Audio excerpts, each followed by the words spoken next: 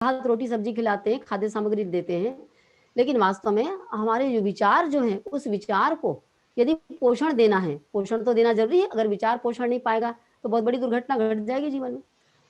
विचारों को पोषण देने के लिए हमें श्रेष्ठ साहित्यों का अध्ययन करना पड़ेगा, अन्यथा क्या होगा? घर में झगड़े होते रहते हैं, अड़ोसी-पड़ोसी में कुछ गड़बड़ हो रहा है, ऑफ़िस में हो गया, बाल-बच्चों के बीच में कुछ चें-चक्कर हो गया, कुछ भी हो गया, इस प्रकार की बातें हमारे मस्तिष्क में चली आती हैं। कोई मूवी आपने देखी, कोई झगड़े-टंटे में वो सारी बातें चलती रहती। वो सारी बातें ना हो, इसके स्थान पर श्रेष्ठ चिंतन हमारा मस्तिष्क में चले, इसके लिए क्या करें? इसके लिए अच्छी किताबें पढ़ें। इसी के लिए स्वाध्याय और सत्संग की व्यवस्था हमारे ऋषियों ने आदिकाल से करके रखी है। तो स्वाध्याय से श्रेष्ठ विचारों की आपूर्ति होती है। को-होस्ट बनाइए भैया, को-होस्ट बनाइए। को-होस्ट बनाएँगे तो पीपीटी शेयर करूँगी, थोड़ा बचा है। योगेश भैया, को-होस्ट बनाइए। तो बातें ये हो रही थी, इसको समझें कि अपने शरीर के समान ही हमें विचारों को पोषण देना ज़रूरी है और विचारों को पोषण देने के लिए ही हमें स्वाध्याय करने की ज़रूरत है। परिष्कृत व्यक्तित्व तब बनेगा, परिष्कृत विचार तब बनेंगे, जब हम वास्तव में अच्छी किताबें पढ़ेंगे। और वो किताबें क्या हो सकती है? वो किताबें ऐसी हो सकती हैं, जिससे कि हमारी गलतियों को हम पकड़ें। वो किताबें वो हो सकती हैं, जिससे कि हमारी त्रुटियों पर हमारा ध्यान जाए। जब इस प्रकार की किताबें हम पढ़ते हैं, तब जाकर के होता है। ऐसा नहीं कि कुछ भी किताबें पढ़ें, क्योंकि पढ़ने का बहुत ज़बरदस्त असर होता है।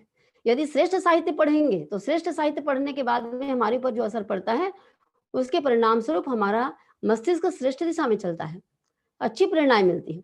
यदि स्वाध्याय करते हैं, तो नैतिक चारित्रिक पतन से हम बच जाते हैं पीछे। विचारों से ही मनुष्य को पतन से रोका जा सकता है। अगर हम मोक्ष भी पाना चाहते हैं, हाँ, पतन के रास्ते पर न जा करके, तो इसके लिए हमें विचारों का ही अवलंबन लेना पड़ेगा, श्रेष्ठ विचारों का। उसके बिना बातें तो नहीं बन सकती।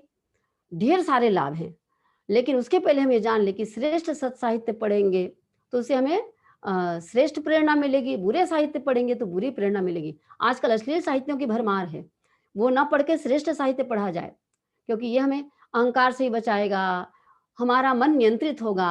रात में जिनको नींद नहीं आती, उनको बहुत आसानी से रात में नींद आ सकती है, क्योंकि वो रिलैक्स होकर के सोएगा। हमारे जीवन की लक्ष्य की प्राप्ति कर सकते हैं, चाहे जो भी लक्ष्य हमने बनाया हो। हमें लोक व्यवहार भी सिखाता है। जब हम अध्ययन करते हैं, अच्छी किताबें पढ़ते हैं, आप परम पूज्य गुरुदेव की किताब पढ़ करके देखिए, रामायण पढ़िए, गीता पढ़िए, भागवत पढ़िए, उसमें भी लोक व्यवहार का शिक्षण मिलता है। मुख्य बात हमारे मस्तिष्क में सोचने विचारने की, श्रेष्ठ सोच विचार की ताकत जो बढ़ जाती है, मस्तिष्क की उर्वरा शक्ति बहुत बढ़ जाती है, जबरदस्त तरीके से।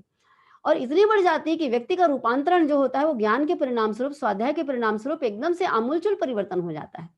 स्वाध्याय से उपासना में मन लगता है, संयम में मन लगता है, सेवा करने में मन लगता है, दूसरों की सेवा करने में, दूसरों की सहायता करने में मन लगता है।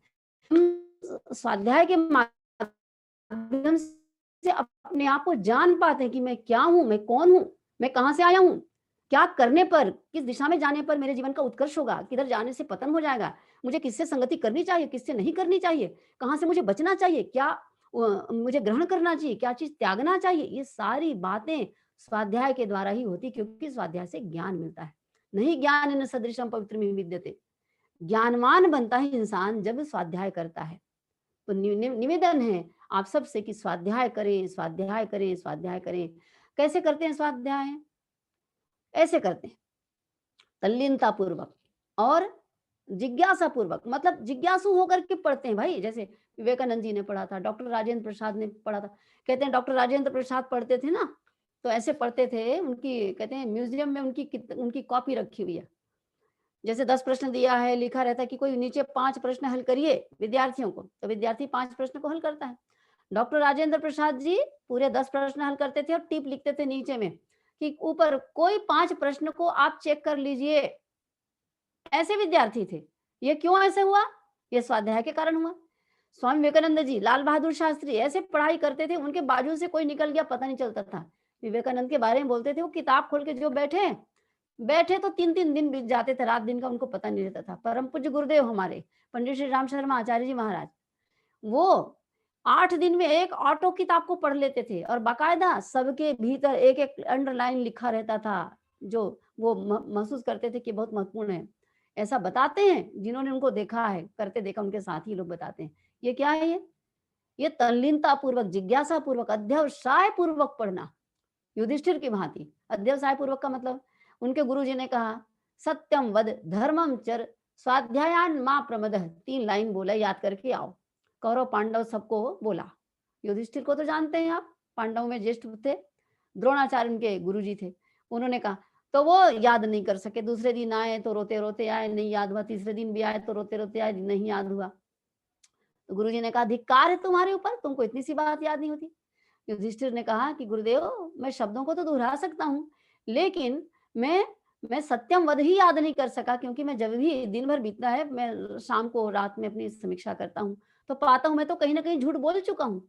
जब मैं झूठ बोल चुका हूँ, तो मैं कैसे ये कहूँ कि सत्यम वद, ये जो वाक्य मुझे याद है।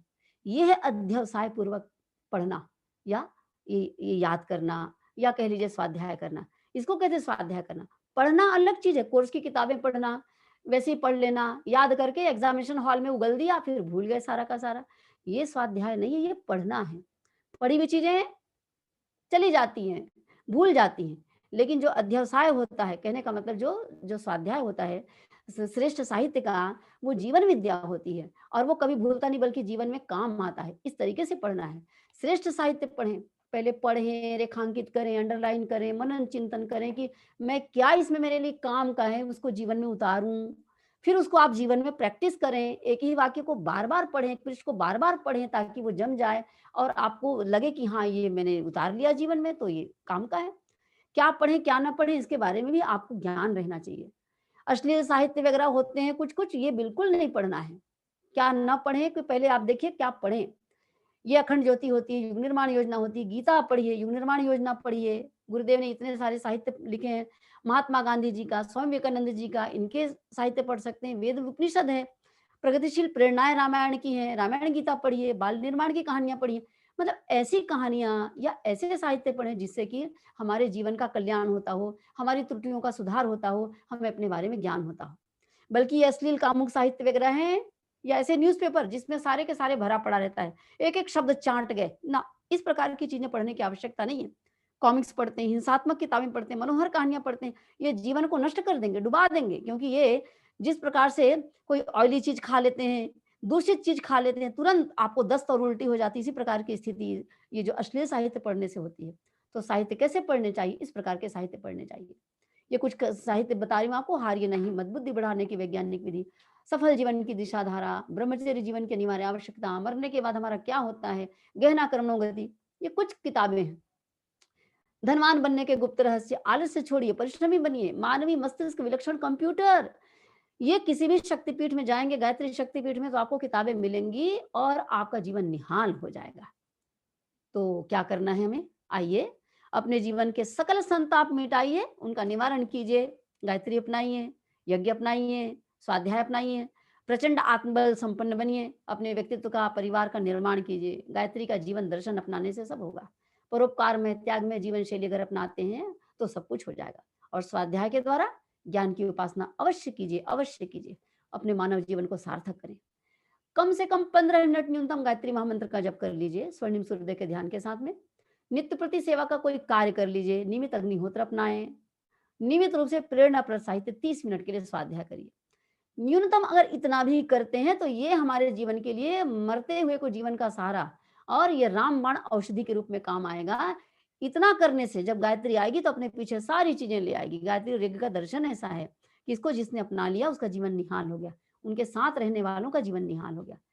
ये हमारा प्रयास था कि उन सारे विधाओं को, सारे लाभ को और जीवन को धन्य बनाने वाली विधा से आपको परिचित कराएं, और हमारी बात हम यहाँ समाप्त करते हैं। अब आपके प्रश्न आमंत्रित हैं, यदि